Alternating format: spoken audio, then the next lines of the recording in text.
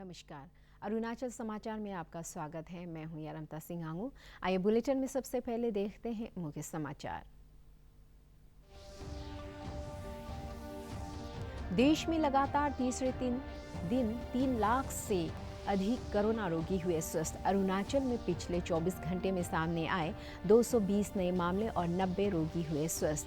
स्वास्थ्य मंत्री आलो लिबांग ने कहा, राजधानी ईटानगर में कोविड के बढ़ते मामलों के मद्देनजर अब शाम 6 बजे से लगेगा नाइट कर्फ्यू।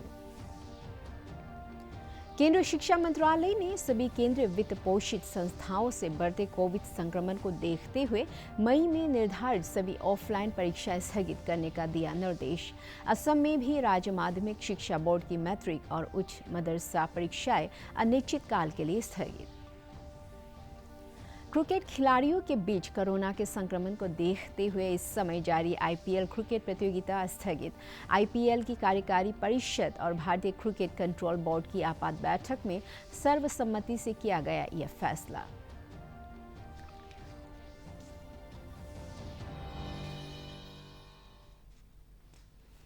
देश में कोविड-19 की रोकथाम के लिए टीकाकरण अभियान निरंतर तेज हो रहा है और अब तक 15 करोड़ 89 लाख से अधिक लोगों को कोविड टीके लगाए जा चुके हैं। देश भर में पिछले 24 घंटों में कोरोना संक्रमण के 3,57,000 से अधिक नए मामले सामने आए और 3,20,289 लोग इस महामारी से स्वस्थ हुए। इस दौरान कोविड से 3,449 लोगों की मौत हुई। देश भर में कोरोना के सक्रिय मामलों की संख्या 34,47,133 है और सोमवार को 16,63,000 से अधिक नमूनों की जांच की गई। इधर अखिल भारतीय आयुर्विज्ञान संस्थान एम्स के निदेशक डॉक्टर रणदीप गुलेरिया ने लोगों को आगाह किया है कि सीटी स्कैन का उपयोग चिकित्सकों की सलाह से ही करें। उन्होंने कहा कि गैर जरूरी सीटी स्कैन से आगे चलकर कैंसर होने का खतरा हो सकता है। अगर हम देखें तो सीटी स्कैन आजकल बहुत ज़्यादा लोग करा रहे हैं और ये सोचते हैं कि जब भी उनकी कोविड पॉजिटिव रिपोर्ट आई तो एकदम सीटी करा लें। सबसे मैं पहले ये कहना चाहूँगा कि शुरू में सीटी कराने का कोई फ़ायदा नहीं है। माइल्ड जो आपको अगर इन्फेक्शन है, माइल्ड कोविड है, तो सीटी से कोई फ़ायदा नहीं है। सीटी में कुछ पैचेस आएंगे। कई स्टडीज़ हुई हैं। एक स्टडी हुई है जिन्होंने एसिम्प्टोमेटिक लोगों में सीटी देखा और ये पाया कि 30 से 40% एसिम्प्टोमेटिक लोग जिनको कोई लक्षण नहीं है, सिर्फ उनका कोविड पॉजिटिव है, उनके सीटी में भी कुछ पैचेस आते हैं और वो अपने आप बिना ट्रीटमेंट के ख़त्म हो जाते हैं। तो इसलिए सीटी कराने का कोई फ़ायदा नहीं है, स्पेशली अगर आपको माइल्ड इलनेस है, आप होम आइसोलेशन पे हो और आपकी सैचुरेशन ठीक है और कोई ऐसे कोई लक्षण नहीं है। दूसरा, इसका नुकसान समझने की ज़रूरत है। अगर हम एक सीटी कराते हैं, it is equivalent to almost 300 to 400 chest X rays. आपने एक सीटी कराया तो आप ये समझ लें कि आपने अपने 300 एक्सरे करा लिए चेस्ट के। और ये भी डेटा है, IAEA का भी, इंटरनेशनल एटॉमिक एनर्जी कमीशन का भी डेटा है, जो रेडिएशन प्रोटेक्शन इन मेडिसिन की बात करते हैं, कि बार बार स्पेशली यंगर एज ग्रुप में सीटी कराने से risk of cancer in later life increases. तो आप अपने आप को नुकसान ही ज़्यादा करा रहे हैं जब उसकी ज़रूरत नहीं है, क्योंकि आप अपने आप को रेडिएशन एक्सपोजर कर रहे हैं और उससे बाद में कैंसर होने का चांस बढ़ सकता है। अरुणाचल प्रदेश में सोमवार को कोविड के 220 नए मामले सामने आए और 90 रोगी स्वस्थ हुए। राज्य में कोविड के सक्रिय मामलों की संख्या बढ़कर 1,536 हो गई है और रिकवरी दर घटकर 91.59% रह गई है। पिछले 24 घंटे में राज्य भर से कोविड जांच के लिए 3,747 सैंपल एकत्र किए गए। प्रदेश में कोरोना के आए नए मामलों में ईटानगर राजधानी क्षेत्र से सबसे अधिक 88, लोअर दिबांग वैली से 22, वेस्ट कामेंग से 20, ईस्ट सियांग से 17, लोअर सुबनसिरी से 13, पापुमपारे से 11, लोहित से 9, चांगलांग से 7, तिराप और अंजाव से 6, नमसाई से 5, लेपारादा से 4, अपर सियांग, ईस्ट कामेंग और तवांग से 3, वेस्ट सियांग से 2 और लोंगडिंग से 1 मामला शामिल है। जबकि स्वस्थ हुए रोगियों में ईटानगर राजधानी क्षेत्र से 37, लोअर दिबांग वैली से 15, ईस्ट सियांग से 9, तिराप से 6, चांगलांग और पापुमपारे से 5-5, लोहित से 3, लोअर सुबनसिरी और वेस्ट कामेंग से 2-2, वेस्ट सियांग, दिबांग वैली, नामसाई, तवांग और अपर सुबनसिरी जिले से 1-1 रोगी शामिल है। स्वास्थ्य निदेशालय से प्राप्त सूचना के मुताबिक ईटानगर के चिंपू में स्थित डेडिकेटेड कोविड अस्पताल में 42, पापुमपारे जिले के dedicated Covid health centre Mitpur में 17, डेडिकेटेड कोविड अस्पताल पासीघाट में 33 और डिस्ट्रिक्ट कोविड हेल्थ सेंटर्स में 462 बेड्स उपलब्ध है। राज्य के स्वास्थ्य मंत्री आलो लिबांग ने कहा है कि यदि ईटानगर राजधानी क्षेत्र में इसी तरीके से कोविड के मामले बढ़ते रहे तो राज्य सरकार के पास क्षेत्र में लॉकडाउन लगाने के अलावा कोई और विकल्प नहीं होगा। राजधानी क्षेत्र में कोविड के बढ़ते मामलों पर संवाददाताओं द्वारा पूछे गए सवाल के जवाब में श्री लिबांग ने कहा कि क्षेत्र में हर दिन कोविड के मामलों का बढ़ना चिंता का बात है। उन्होंने कहा कि बहुत से लोगों द्वारा एसओपी का पालन नहीं करने और व्यावसायिक गतिविधियां सामान्य दिनों की तरह चलने से स्थिति बिगड़ रही है। उन्होंने कहा कि ईटानगर राजधानी क्षेत्र में 9 बजे की जगह 6 बजे से नाइट कर्फ्यू लगाने पर विचार चल रहा है। स्वास्थ्य मंत्री ने कहा कि राज्य में 45 वर्ष से अधिक आयु के सभी लोगों के टीकाकरण के लिए पर्याप्त कोविड वैक्सीन है। उन्होंने कहा कि कार्यालयों में कर्मचारियों और विजिटर्स की संख्या नियंत्रित करने के अलावा जिम और पार्क्स की भी निगरानी की जाएगी। क्या करना पड़ेगा, तो इसलिए हम आगे 1 तारीख से जो नाइट कर्फ्यू हम लोग 9 to शुरू करके 5 तक किया था, तो उसको हम लोग का अभी फिर 6 से और करना चाहता है। उसके लिए भी हम लोग डिस्कशन हुआ है।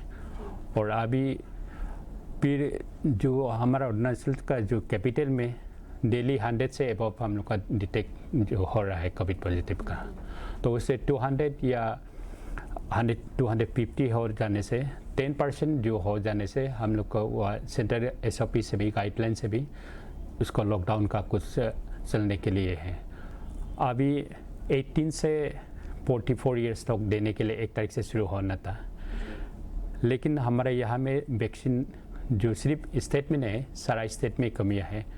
3 to 4 months जैसा लग जाएगा हम 18 ईयर्स को जो वैक्सीन देने के लिए। जो हम लोग ऑक्सीजन जनरेटिंग प्लान सब डिस्ट्रिक्ट हॉस्पिटल में जहाँ हम लोग पब्लिक को कैटरिंग कर सकता है, वो हमें जनरेटिंग प्लान डाला गया है। जो यहाँ हम लोग का सिंपू में अभी 1-2 दिन में होने लगे, वो भी पर मिनट 500 लीटर्स जो प्रोडक्शन होगा, ऐसा एक प्रोग्राम हम लोग किया है। और ऑलरेडी जो चल रहा है वहाँ भी हम लोग का ये ऑक्सीजन जनरेशन जो हो रहा है। अभी एक्चुअली हम लोग मॉनिटरिंग करना है लास्ट ईयर जैसा, जो डायरेक्ट सेकेंड टू सेकेंड में कंटिन्यू डायरेक्ट जर्नी होने देना है। बीच में कुछ रुकावट होने से उसको टेस्टिंग तो होना पड़ेगा। और अदरवाइज अपना स्टेट से स्टेट जो डिस्ट्रिक्ट से आने वाला जो उसका जो क्लियर है तो डोज लिया वाला और उसका जो 72 आवर्स में जो उसका रिपोर्ट है उसको तो टेस्ट नहीं कर रहा है, लेकिन अभी हम टेस्ट रेंडमली भी करना चाहिए। लोअर सुबनसिरी जिले के जीरो के सामाजिक कार्यकर्ता ताकू चातुंग ने कोविड के खिलाफ लड़ाई के लिए सीएम रिलीफ फंड में 3,21,000 रुपये का दान दिया है। मुख्यमंत्री पेमा खांडू ने उनकी योगदान की सराहना करते हुए कहा है कि इससे कोविड महामारी के दौरान लोगों के जीवन की रक्षा में सहायता मिलेगी। देश भर में कोरोना की दूसरी लहर में मेडिकल ऑक्सीजन की दिक्कत पर केंद्रीय स्वास्थ्य मंत्रालय के संयुक्त सचिव लव अग्रवाल ने कहा है कि उद्योगों के गैस ऑक्सीजन को मेडिकल ऑक्सीजन के रूप में उपयोग की योजना है। उन्होंने कहा कि गैस ऑक्सीजन का उत्पादन करने वाली ज़्यादातर औद्योगिक इकाइयां शहरों के पास है और इससे अस्पतालों में मेडिकल ऑक्सीजन की आपूर्ति में आसानी होगी। श्री अग्रवाल ने कहा कि ऑक्सीजन बेड्स के साथ अस्थायी कोविड केयर सेंटर्स तैयार किए जा रहे हैं। ऑक्सीजनेटेड बेड्स बनाए जाएंगे। हम स्टेट से भी इस बारे में सप्लाई साइड की तरफ से काम करने की जरूरत है, हमारे हेल्थ इंफ्रास्ट्रक्चर पर काम करने की जरूरत है, जिसके तहत कुछ निर्णय लिए गए हैं, जिसमें मुख्यतः एक निर्णय है कि कैसे हम गैसियस ऑक्सीजन को मेडिकल पर्पसेस के लिए यूज करें। हमारी इंडस्ट्रीज जैसे कि steel plant, refineries, petrochemical units, power plants, वहाँ पर गैसियस ऑक्सीजन बनाई जाती है, हम उसको मेडिकल पर्पज के लिए इस्तेमाल करने का प्लान कर रहे हैं, जिसके अंतर्गत इंडस्ट्रियल यूनिट्स जो कि उस गैस को बनाती है जिसकी प्योरिटी हमारे मेडिकल पर्पसेस के लिए सूटेबल है, और जो शहर के पास हैं वहाँ पर हम उस तरफ कार्य करते हुए साथ में उन्हीं प्लांट्स के नज़दीक ही temporary COVID care centres with oxygenated bed बनाने का भी कार्य शुरू कर रहे हैं। ऐसी 5 फैसिलिटीज़ पर कार्य शुरू भी हो चुका है और यह प्लान है कि आने वाले कुछ ही समय में इन संबंधित इंडस्ट्रीज़ के आसपास ही 10,000 के करीब ऑक्सीजनेटेड बेड्स बनाए जाएंगे। केंद्रीय शिक्षा मंत्रालय ने सभी केंद्र वित्त पोषित संस्थाओं को पत्र लिखकर कहा है कि वे बढ़ते कोविड संक्रमण को देखते हुए मई में निर्धारित सभी ऑफलाइन परीक्षाएं स्थगित कर दें। उच्च शिक्षा सचिव अमित खरे ने केंद्रीय वित्त पोषित संस्थाओं के प्रमुखों को लिखे पत्र में मई महीने में निर्धारित ऑफलाइन परीक्षाएं स्थगित करने को कहा है। ऑनलाइन परीक्षाएं निर्धारित कार्यक्रम के अनुसार जारी रहेगी। पत्र में यह भी कहा गया है कि जून के प्रथम सप्ताह में इस निर्णय की समीक्षा की जाएगी। सभी संस्थाओं से पात्र व्यक्तियों को टीकाकरण के लिए प्रोत्साहित करने और इस संबंध में हर संभव सहायता उपलब्ध कराने को कहा गया है। इधर असम में राज्य माध्यमिक शिक्षा बोर्ड की मैट्रिक और उच्च मदरसा परीक्षा स्थगित कर दी गई है। बोर्ड के अध्यक्ष रमेश चंद्र जैन ने बताया है कि यह निर्णय कोविड की स्थिति के कारण लिया गया है। उन्होंने कहा बाद में नई तिथि घोषित की जाएगी। असम में इस महीने की 11 तारीख से मैट्रिक की परीक्षा शुरू होनी थी। तिराप जिले के खोंसा में आयोजित एक कार्यक्रम में जिला उपायुक्त तारो मुजे ने दादाम प्राइमरी हेल्थ सेंटर के लिए एम्बुलेंस रवाना किया। इस अवसर पर विधायक चाकत आबो, जिला चिकित्सा अधिकारी डॉक्टर एन लोवांग, जिला पंचायत सदस्य जामवांग लोवांग सहित कई अधिकारी मौजूद थे। अपने संबोधन में जिला उपायुक्त ने कहा कि विधायक स्थानीय क्षेत्र विकास निधि से दादाम प्राइमरी हेल्थ सेंटर को उपलब्ध कराए गए इस एम्बुलेंस से कोविड-19 महामारी के दौरान स्थानीय लोगों की चिकित्सा जरूरतों को पूरा करने में मदद मिलेगी। श्रीमती चाकत आबो मैडम को मैं धन्यवाद देना चाहता हूँ कि ये अभी बिल्कुल हम लोग जो जस्ट मीटिंग में हम लोग ये गाड़ी का बारे में, एम्बुलेंस का बारे में चर्चा हुआ था डिस्ट्रिक्ट में। अभी कोविड मैनेजमेंट का चलते गाड़ी का इतना कमियाँ हुआ। इस बीच में मैडम ने तुरंत अपना एमएलए लेब से जो तिरोंग आबो सर का नाम से जो पीएससी है उसका नाम से ये गाड़ी खरीद के दिया है। तो उससे मैं मैडम सबसे पहले मैडम आपको मैं बहुत धन्यवाद देता है जिस एडमिनिस्ट्रेशन का तरफ से। तो ये गाड़ी जो है अभी तुरंत हम लोग आज से अभी से तो बिल्कुल हम लोग का जो सर्विस में रहेंगे। अभी हम लोग काफ़ी गाड़ियाँ सही है।